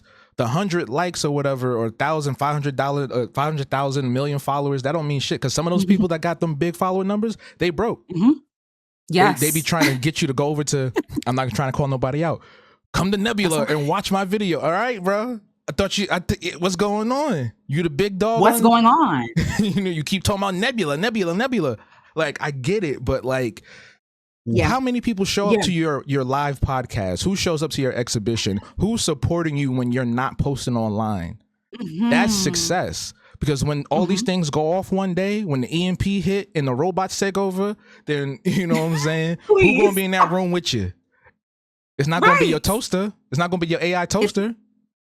All right. It's not like, and to your point, okay, because we stepping into some interesting territory, but like, even with that, it's like, it's so easy to be infatuated with numbers. And I think even when people talk about like, oh yeah, you know, Alicia, you're following, I don't think nothing about that. Because at the end of the day, like, I mean, it's one, let me say, I'm grateful. Okay. I am very grateful that people follow me, support me, listen to me, connect with me. I don't take that lightly, but I'm also starting to try to learn how to get more and more offline. And I think like, right, because like, I don't want to be I don't want to keep feeding myself to this system of having to keep showing up in this way or whatever. But I also understand the beauty in actually sharing space with people, the beauty in actually like going outside, the beauty in like being useful to your community. Like even though I'm sharing all these thoughts and things like that, I'm also questioning myself and getting myself together. In what ways am I impacting the communities where I live? In what ways can I help? Because I'm in the DMV area. And a lot of people, when they want to become successful, they move to New York or they move to California, right? Shout out to New York. But they move to New York and they move to California. And I understand, because it's all there's so many different like enclaves of like culturally rich like places in these places. But what about building that where you are? Like, what about actually, so people who cannot move, right? Or people who don't want to move, like, what about their success? What about the art that they're trying to create? Can you collaborate with people in your area? I feel like online, it's very easy to perform this idea that, oh, I'm popular, everybody likes me because I have 100 million, whatever. But like in your real life, you don't know how to talk to people. You don't actually have any friends. Like, you hoard money, like you hoard resources. I really wish that for a lot of people who talk about things online, that they had an actual like real way to actually make impact where they are using that privilege.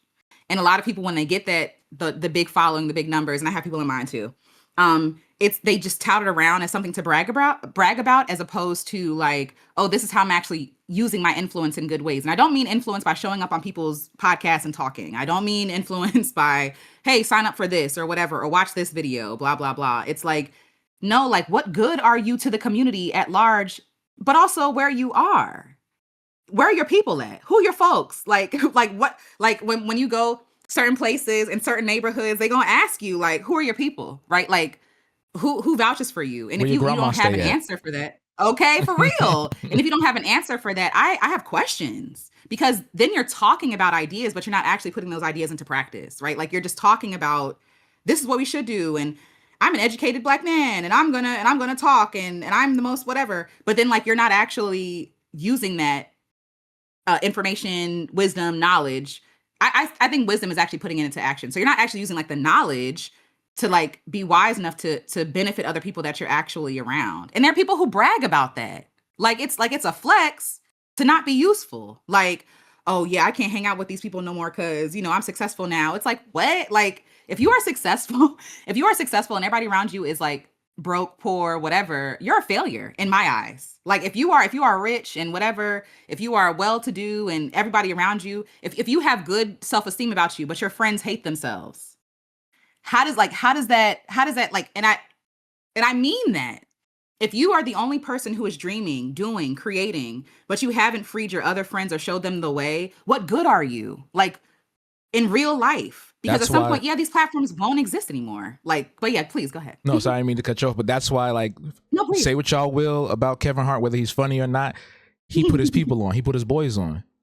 You know, Yeah, he did. What they He call did. the plastic cup boys, red cup boys, or whatever it is. That's Red Cup Boys. Yes. Yeah, he Yes. those are his childhood friends that he brought along with him. You don't really see that happening public facing, at least, with a lot of Yeah. influencers and celebrities. You know, people always talk about, oh yeah, I'm here to change the community. I'm changing the world. I'm doing this. I'm doing that. What are you really doing? Where's What your are you money doing? going? Where are your people That at? part. Who's there to Okay. vouch for you and talk about you? Because a lot of these influencers are putting on the biggest facades, and I get it. And that comes from just our society and how it puts this popularity game on us from birth. Yeah. It's like Yeah. how many people like you in school, or how many people did this or whatever, Yeah. how many awards you got, all this stuff. And that's all man-made stuff, right? That's all stuff that we made ourselves, put into this Yes. world to stress ourselves out or Mhm. make ourselves feel better because we did something that other people couldn't. But it's like, what about Mhm. how we engage with our local community? And Mhm. everything doesn't have to be about money. Sometimes you can do stuff No. on the strength. You know what I'm saying? Mhm. Volunteer at a community center, Mhm. teach a class with some kids if you got a skill. Yes. You know what I'm saying? Help out, put together an event or exhibition if you can. And obviously, like, you don't want to do stuff and get taken advantage of. People should be compensated, Yeah. but it shouldn't always be every single moment like, oh, I got to film this. Hey guys, I'm at such and such village and we're feeding the homeless. Look, Oh my and it comes gosh. out, some of those Yes. people that be doing that, Alicia, some of those people that be doing that be taking the money back. That's just all for show. I did not know that. Some of them, yeah, it's a few of them little young white boys. They'll film themselves giving money or food to whatever Yeah. homeless dude, on house dude on the street, or woman, whoever, and they'll take it back after they were exposed because somebody else was filming them. I saw this on TikTok like years ago.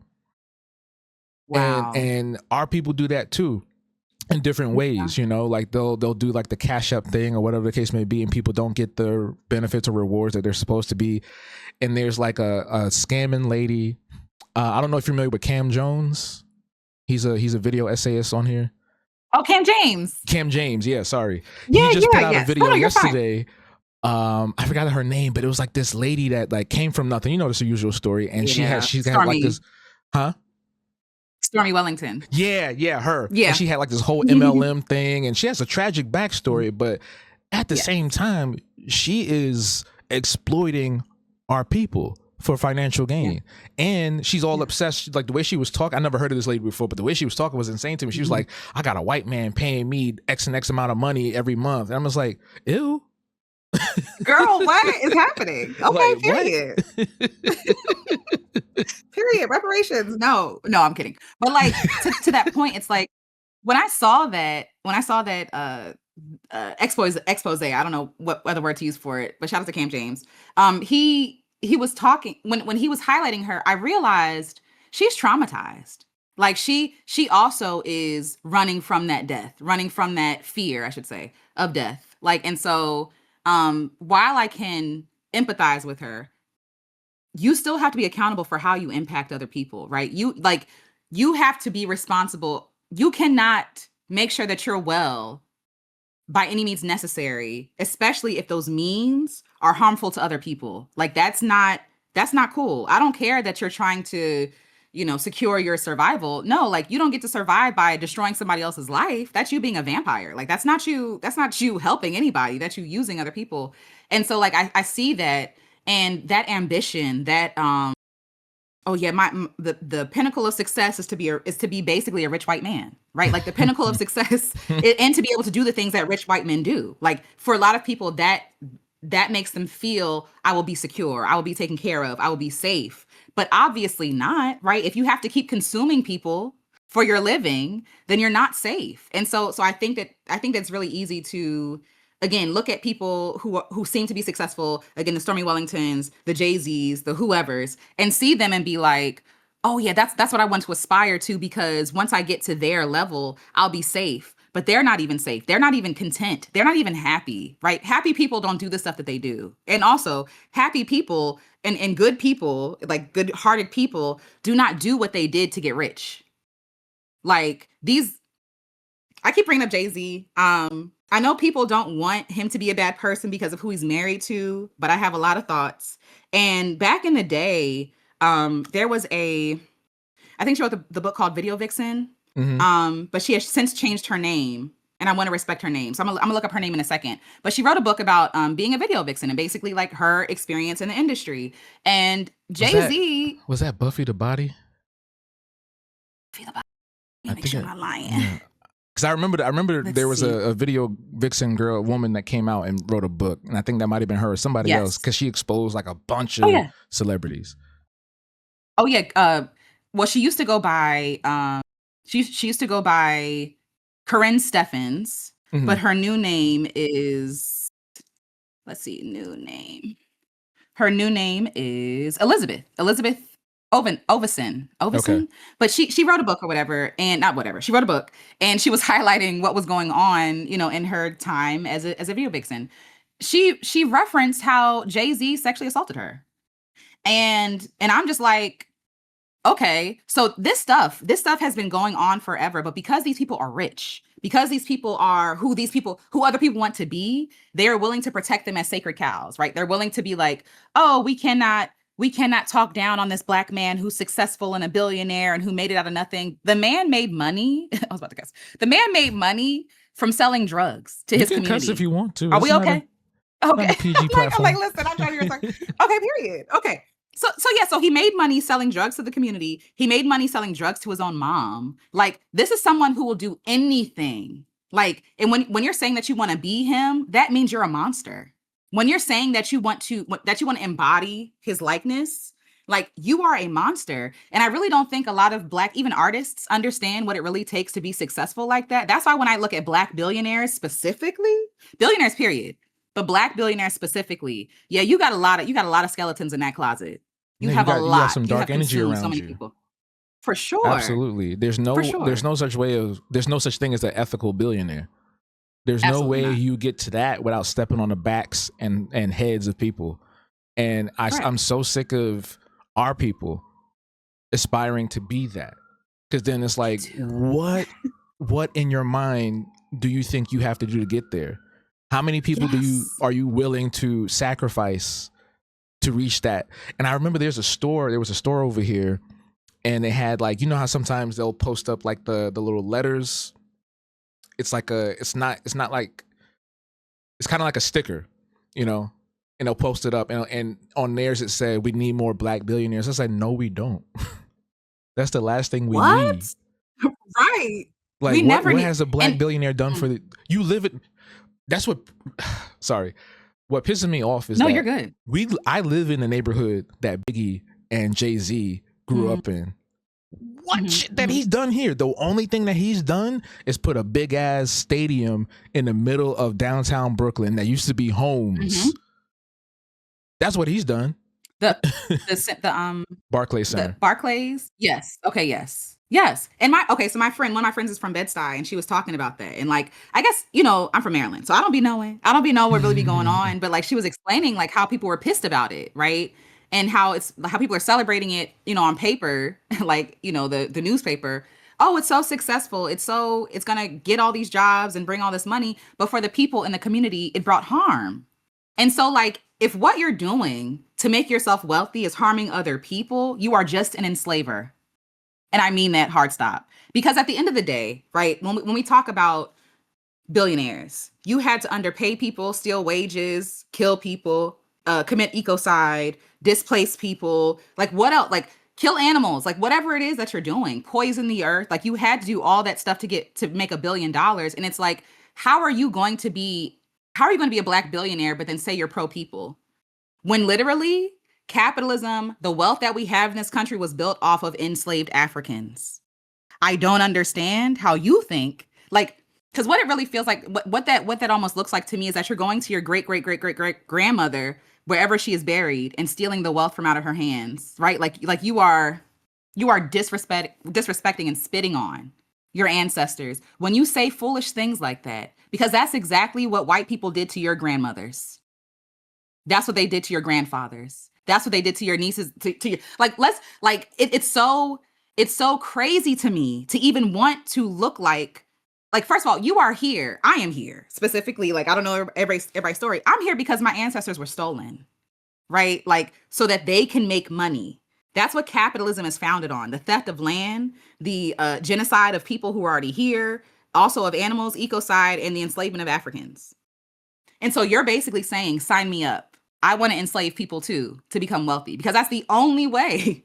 That's the only way that you can make wealth like that. When you are equitable, when you are kind and generous, you're not a billionaire. You might be able to do well, right? You might not be able to hire everybody you want to hire, but the people around you eat good because you eat good. Like, but the fact that people are so wrapped up into America's version of success, where you're going to have to look over your shoulder at all times, like that guy who got shot on his way to a meeting because he denied people healthcare. Like, you're going to have to look over your shoulder for the rest of your life. And if that's worth it to you, then I cannot call you community, because we are not in community together. You want to be other. You want to be different. You want to be oppressor. And I don't. So we cannot. And I think there's nothing wrong with saying that. I think that because folks are Black, we just like, oh yeah, they are us. Everybody ain't us. And I don't mean that like, I mean that as in like they have chosen who they want to be. Jay-Z wants to be a billionaire, and he literally thinks it's insulting for y'all to call him a capitalist, even though that's literally what he is. That he really thinks being called a capitalist is being called a nigga. That is crazy. That is crazy. That's how hateful he, and I'm just like, whatever. So let me calm down, but that's how hateful he is. No, get riled up. Like, get riled up. Go, let's go. Let's go. One, you're not going to be Jay-Z. Let me hold your hand. What is it? Let me hold your hand with a napkin. You're not going to be Jay-Z, baby. You're not. It's okay. You're not going to be Jay-Z. And you shouldn't want to be Jay-Z. Like, you shouldn't want to be any billionaire, right? Because that comes with the harm and destruction of people. And if you're an artist, that is not your work. Your work is not to destroy people. Your work is to create. So how are you going to create? By destroying. That's literally what white folks historically have done here, right? Like their idea of creation is destruction, is mowing down whole towns to put a road through it, or a highway, or whatever, a Barclay Center, right? Like that's their idea of progress. That's their idea of wealth, is the destruction of other people's property, the destruction of other people's hope. And so like when you have labeled yourself as that ambitious, you are dangerous to me, you are dangerous to us, and you have to be excommunicated.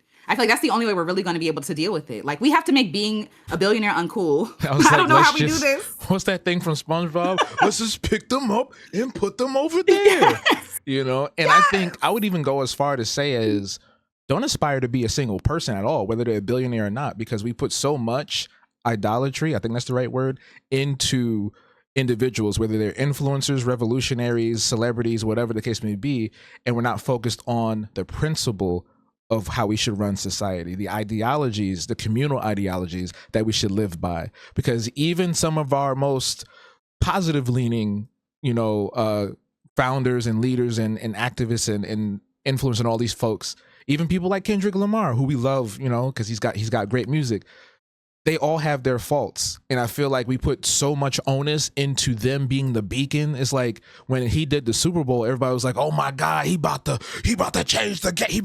Nothing changed since then. Bad Bunny just went on and nothing changed. You know what I'm saying? Everybody's still scrambling and scraping. Okay. So I think we should focus more on, first of all, being introspective with ourselves and think on why we want to obtain those things or that status. And how we can move back from that and take a broader and less narrow picture on what's going on around us. How can I help out? Even just doing something small of like cleaning up your sidewalk, you know what I'm saying? Trash on the ground. You feel me? Staying out and looking out for, you know, the young kids on the block, you know, stuff that we used to see growing up. That's the sort of thing we should aspire to and think of, instead of being like, oh, I need to be the next Amanda Seales. I need to be the next Malcolm X. I need to be the next Jay-Z. Like, no. Because every one of these people are going to disappoint you at some point. You know what I'm saying? You're going to disagree with something that they said, or it's going to come out and it's going to be like, oh, this person was on the island. Yikes. His island. You know what I'm saying? So it's just okay. Let's take, like you always say, let's take things a little slower and go day by day, you know? And Alicia, like, I am very grateful for artists. And would you consider yourself a content creator? What do you want to call yourself? Yeah, so I really like artists. I really like creative. The reason why I pause at content creator, it's not because I think that I do create content for the container that is YouTube, whatever it is. But I think what bothers me about that title is that it kind of relegates us all as like paste, and like we're just doing things to fill a space, as opposed to like doing things that we're passionate about. And not saying that everything you got to share has to be like super like passionate and like, but like, I mean, I do things that make me happy. And so the reason why I own the title Alicia Renice the artist is because I wouldn't call myself an artist for a long time. Like I would not, because of what comes with it, right? When you say that you're an artist, the first thing people will say, oh, where are you published? Where can I listen to you at? What spots have you done in commercials? What movie have you been in? Depending on like what your medium is, right? They're expecting you to validate that to them for some reason. And so like I felt like I was shying away from that title because I hadn't done anything in my mind noteworthy. But I think to your point, right, when we slow down, when we scale back, the fact that we are having this conversation here, right, is product of both of us creating, right? Product of both of us showing up. And I feel like this is the point, right? This is the best. Like money is great, sure, okay. Numbers are great, wonderful. But I really like the title artist because I don't think that you have to be making money to be an artist. I think if you make art, you are an artist. It's that simple. And I while I feel like everybody is creative, I don't necessarily think that everyone is an artist on purpose. Does that make sense? I don't know if that makes sense. No, I get that, especially in the context of how social media runs today, where you have people that are just creating solely for the fact of virality, or solely for the fact of attention, where you have artists like yourself, and I would put myself in that category too, where we're creating for the passion of things, right? I could easily do something where I'm just following a meme or a trend or whatever other thing that's going on. I could easily appease to the white gaze, GAZE. I could easily try to follow and fall under that same ideology of seeking white approval easily. But I prefer to draw us.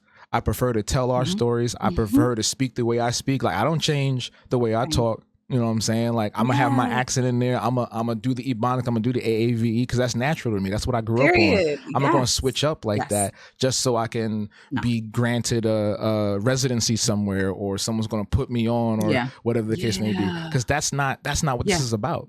So what I was trying to say is I appreciate artists like yourself because you are the genuine article, right? You are vulnerable.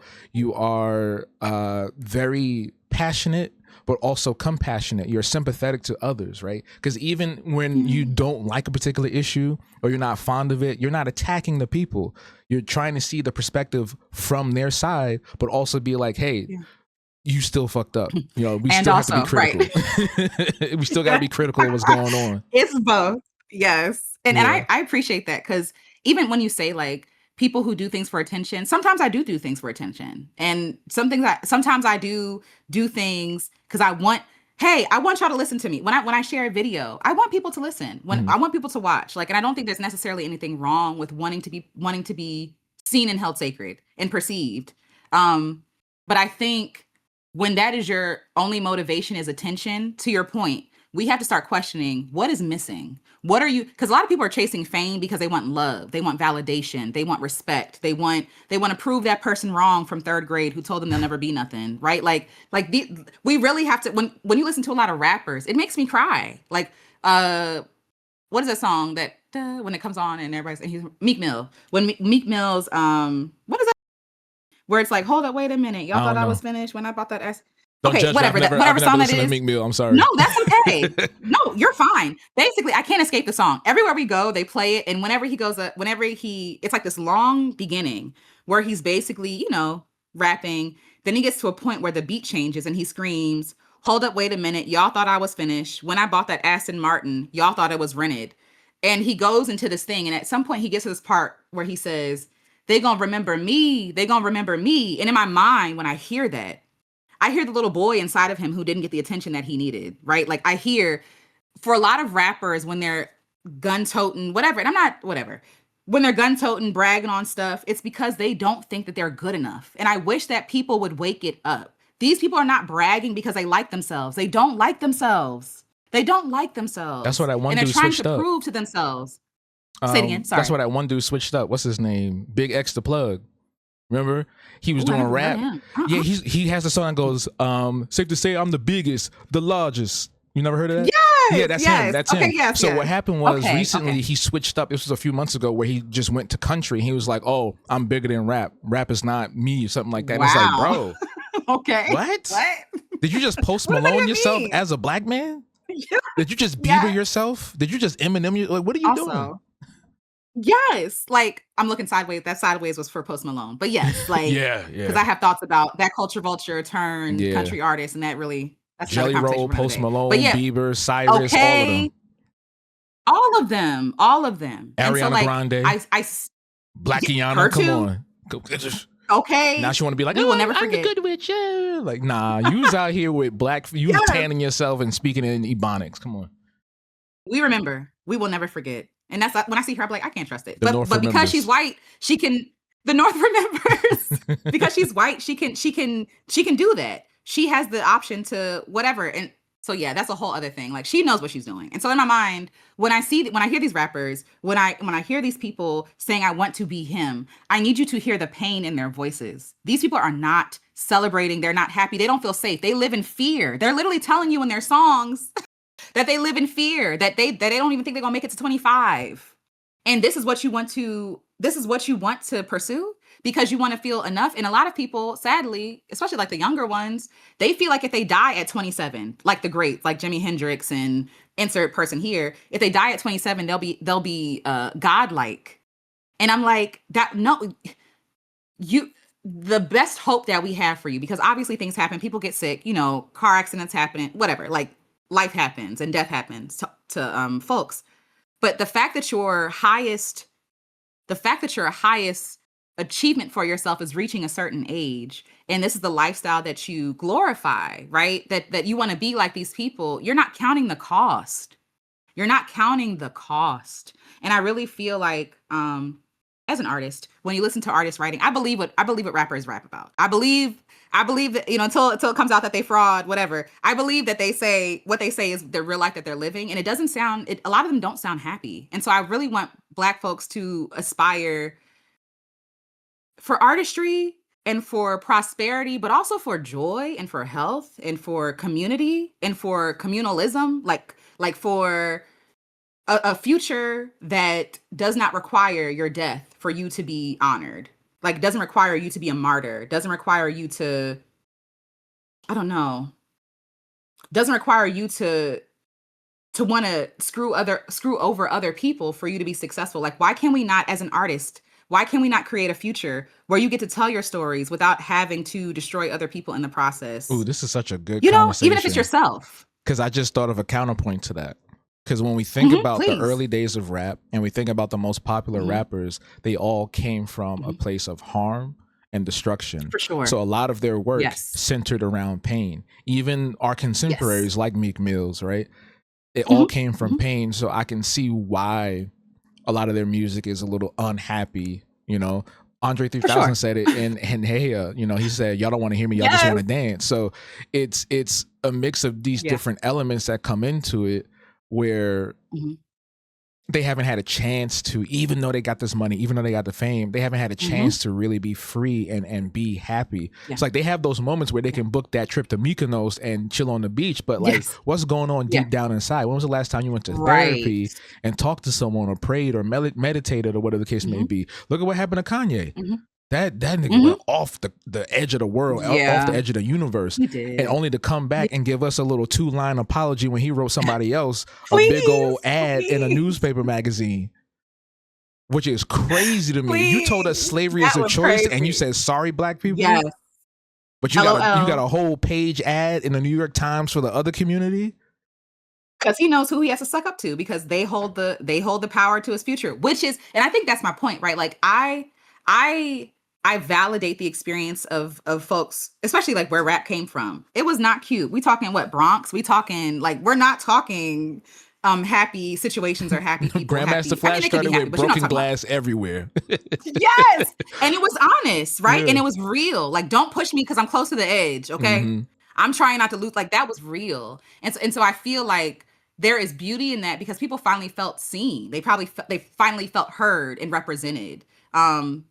I guess my question would be for the folks who made it out, for the Jay-Z's in them, because I don't think it's the people that I'm like the people coming into it that I'm looking crazy. I'm looking at the people like the Jay-Z's and the people who have made it. It's like, so you have enough money where you can mentor, you can help the youth. The youth. I feel so old when I say that. You can help the youth, write their stories and tell their stories, right? And you can also help them save their own families, because for a lot of folks, that's the only reason why they're doing it is because they're broke, they're poor, and so you have this access. But it's like these men who grew up in the 70s and 80s, at the beginning of hip hop, they sold other people out.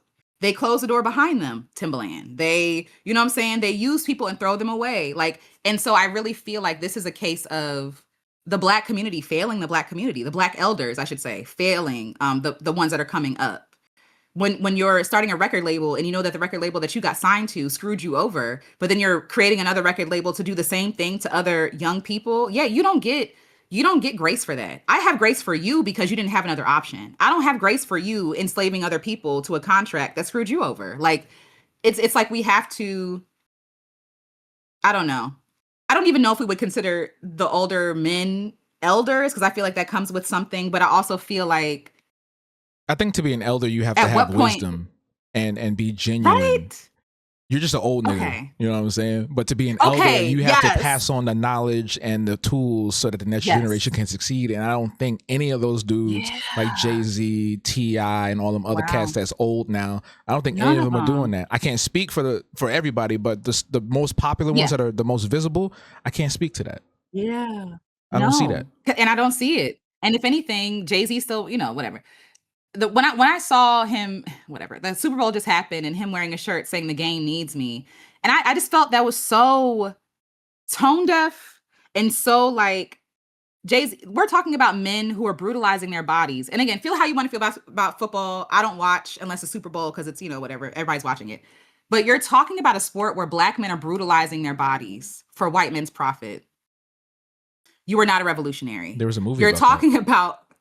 There was 2 movies about that. One that was based on a real Will Smith played this like a doctor or something when he was talking about concussions. And then there's another movie that came out. It's a horror movie called Him that starred Marlon Wayans. Okay. And that light-skinned nigga whose name I can't remember right now. But that one was that was literally about like how we destroy ourselves for the entertainment of the masses, specifically for white men. And we've been doing that since we were taken.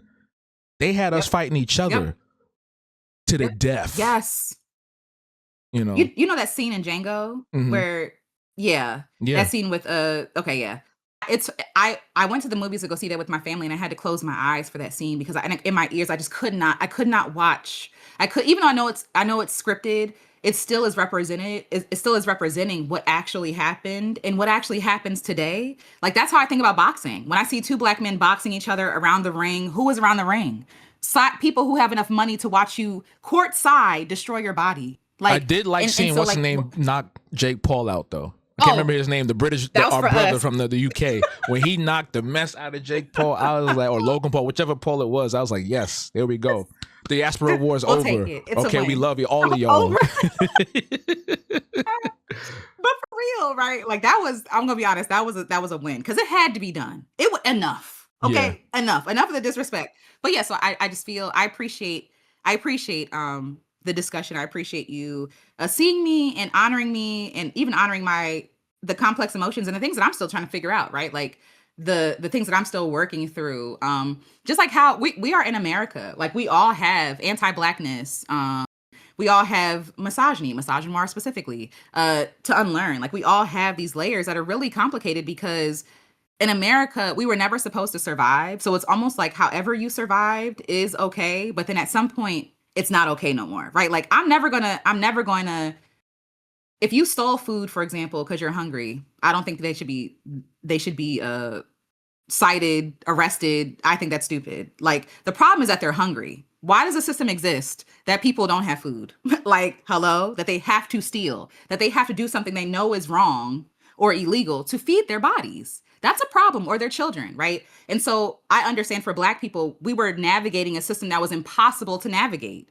And I feel like there's so many different complex things that we, unfortunately, because of that history, we let a lot of things slide. Again, like the folks that we're talking about, the people, the big name people, or like the big leader people, even on YouTube, right? Like when is almost like, when do we change the definition of Black excellence? Like when do we change it from I have amassed a lot of things, or a lot of people like me, or I have a lot of coins or property or I think we whatever, get rid of it. to like, we need to get rid of it. I think we dismantle it because nothing positive has come from that at all.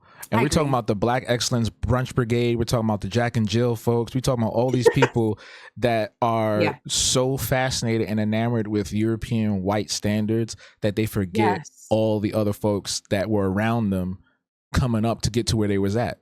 Some people are fortunate to be born into that, but other folks, they grow into that. And it's insane to me that you came from the projects, you came from the poorest suburb, and then got yourself up to this point, and now you're doing the same harm that was caused to you. And you have no empathy or sympathy for the folks that are struggling. Yet you taking money from them, talking about some close the doors, all them preachers, right?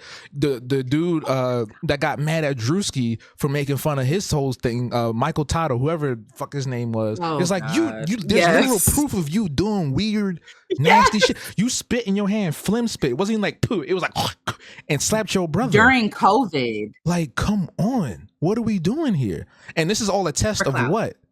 A test to do what? To show how dedicated you are to capitalism, to show how dedicated you are to be appeased, to be the appeaser of the white people and all those who exploit and take from us, because it's not just the white people too. There was Asian people in Get Out. There was an Asian man in Get Out. So like they and I'm not trying to not forget. I'm not trying to get too deep, but like let's be for real. You know what I'm saying? Exploitation came from all kinds of countries. Okay? All continents. So it's just I think we get rid of that and we go back to the basics of checking on your neighbor, checking on your brother, your sister, whoever, whether they are straight, cis, non-binary, LGBTQIA plus, whether they believe in God or not, whether they are an artist, whether they are a construction worker, whatever they do, it's important to just show ourselves in the most sympathetic and empathetic way so that we can actually move together, because everybody comes from a place of harm and we're trying to unpack that, but we get so stuck in that we forget, we have the blinders on. You get online, you see people just yelling at each other on Clubhouse, on TikTok, on Threads, on all social media platforms. Yeah, they still yelling at each other on Clubhouse, and it's just like, let's cut it out, bro. If we just ate together and just talked about like what brought us joy instead of complaining about why we shouldn't do X, Y, and Z and why you should dress like this and da da da da, I think we'd be a lot better off. And again, it comes from creators and artists like you, like me, and those who are genuine and not trying to purport themselves to be like the next big revolutionary star. Because those people that do that, they bullshit. But the people that come on, like Cam James, was it Cam James and all these other folks? Yes, Like Cam these are James. genuine folks that we need. So Yes, they are. on that note, and to wrap this up, like I appreciate what you do, and I love the fact that you are still out here pushing to do the work, even though there are times where you don't want to or don't feel like it, you know, and it's important, you know, but also like take time for yourself, you know, when you need to. And then you already know that. I don't got to tell you that. Take time for yourself. And, no, I can always use a reminder. So yes, thank you. And go sit out in nature. I know it's cold right now, but you know, do what you got to do. Yes. Yes. So my final question to you, do you have, first of all, 2 questions. Where can people find you across social media? And do you have any upcoming projects or music or any YouTube videos coming out soon? Yay. Thank you. Again, thank you for having me. This has been amazing. I hope to do this again in the future sometime soon. Yeah, no, we got to do this more often. This was fun. I love this. Yes. I feel like as we were getting into the flow, I was like, oh, okay, I can release this layer. Because I'm going to be honest, I know we're wrapping up, but okay, yes. As a person, I am neurodivergent. It is what it is. And so like I mask a lot. Like we talk about that mask that you wear outside. When I tiptoe because I don't know how I'm going to be received, and I don't know how people are going to respond or react to the beliefs that I have or the ideas that I have or the things that I say. And so I just want to thank you for being a safe place, because I felt like I could, I can settle. I can relax my shoulders. I can breathe. So I really appreciate that. Thank you for creating this beautiful space. I can be found everywhere. Alicia Renece, ALECIA'Renece. Alicia Renece, the artist, on YouTube. Instagram. I'm not really posting there, but I be there sometimes, scrolling, looking. But yeah, hit me up if you can. I take a minute to respond. Email hello@aliciarenece.com. But yeah, you can find me there. And what's coming up? I am coming out of a sabbatical. Like I'm literally like crawling out slowly. This is like, so thank you for having me here. But I am working on, I think I want to work on more photo projects. That's something that I really put down for a while because I didn't really know how to translate that when I was burned out. Let's be honest. I was burned out from weddings. But like, I really feel like I want to get back in my personal project bag, and that, you know, is exciting to me. So I'm really trying to reignite the passion and creativity for my photography. So that's what I'm looking forward to. I want to do a photo project called Beautiful People, where I just capture Black people because they're beautiful people. And it really is just about archiving and reflecting the beauty back that I get to witness every time I'm walking down the street. So just a love letter to Black folks. And that should start probably the spring, like late spring, because DMV weather is kind of finicky. So we're going to be outside, but late spring, and I'll see how many years it takes to make it. This is another slow art project. Like I'm not putting a time limit on because it's going to take the time that it needs to take. I just have this one download idea. So I'm going to take this one little step, and when the next step pops up, then I'll take that. So, but check out my album Sunday if you want to listen to music. Yes, yes. And where can we listen to the music? What platforms is that on? Yes. Thank you. That's important. So it's not on Spotify because Spotify is screwing over artists. They're also putting money into, please go Google it. They're putting money into drone war drones, military war missiles and things like that. War drones. Thank you. Like they're putting money into that. They're investing money. So the money you're making as a creative for their platform, they're putting your money into a bank to kill people. I couldn't do that. On top of them paying artists fractions of pennies. So you can check it out on YouTube. You could check it out on Apple Music, anywhere but Spotify, basically, because as I'm moving forward and getting more and more offline, Bandcamp, yes, thank you. Mm-hmm. Bandcamp, if you want to support me, because that's the best way to support the artist is buy the music directly. Thank you for that, because I definitely be forgetting. But yes, thank you for having me. Thank you for being on. No, that was great. That was great. It was a wonderful conversation, and I'm looking forward to all the new things that are coming very soon. And I'm looking forward to the day where, like, years from now, when you finally finish the portrait project, I get to see it in a big museum somewhere, and maybe one of my faces is on there. I would love that. Yes, that sounds awesome. Oh, I'm so excited. Thank you. All right, y'all. Thanks for watching the Art Block. We'll be back again for more episodes every Sunday, 12 p.m. And maybe one day we'll see Alicia again. But until next time, stay true, stay you. We out. Deuces.